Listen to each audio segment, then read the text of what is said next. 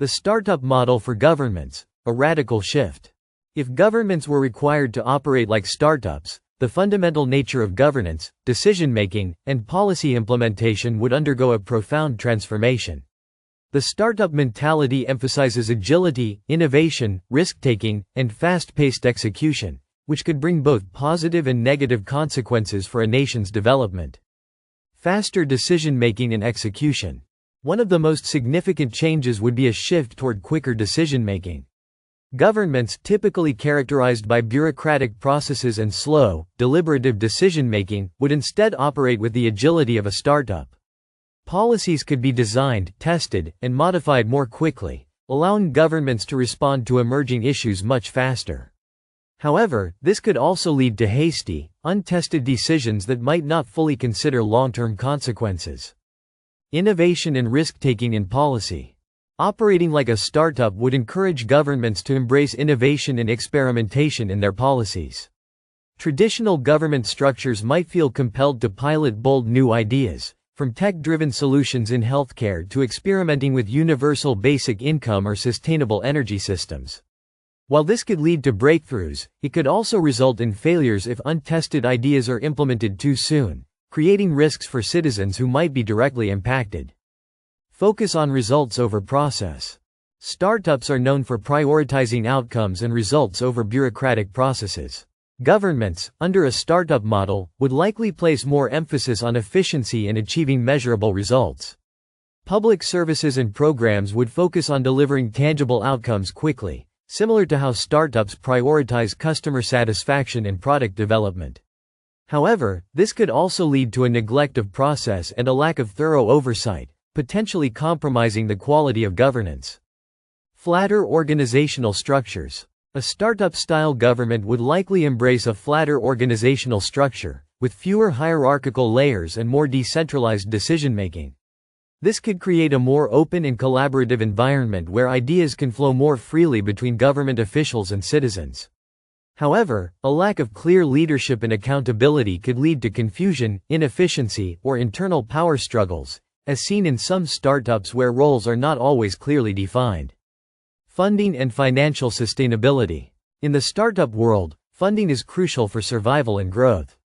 Similarly, governments would need to find new ways to fund their operations, possibly through venture-style investments or by attracting private capital.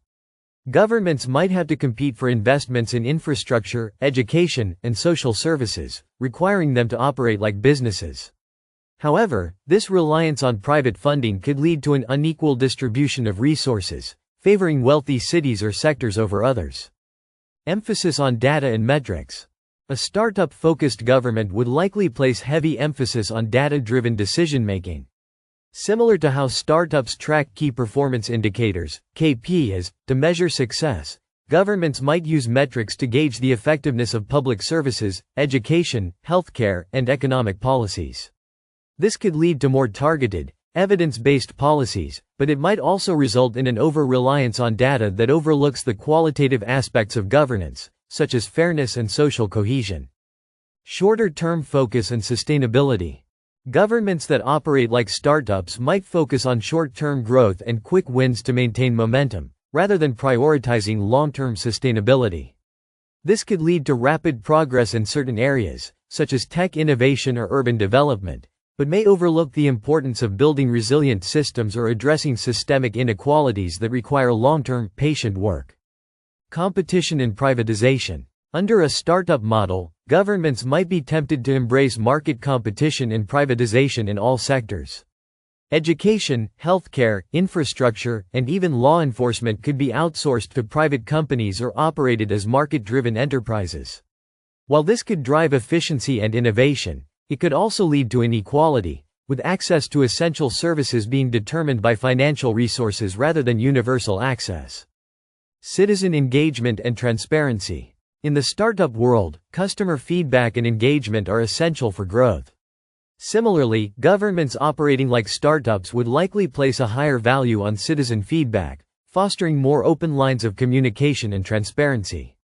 Governments might use social media, crowdsourcing, and other tools to gather public input on policies and decisions, making them more accountable. However, this could also lead to populism, with governments prioritizing the loudest voices over marginalized or minority groups. The balance between innovation and stability. While the startup model could inject energy, creativity, and a focus on results into government operations, it could also disrupt the stability that many citizens rely on. The balance between innovation and maintaining stable governance would be crucial. Too much emphasis on constant change could destabilize critical systems such as healthcare, law enforcement, and public infrastructure, leaving citizens vulnerable in times of crisis. The role of leadership.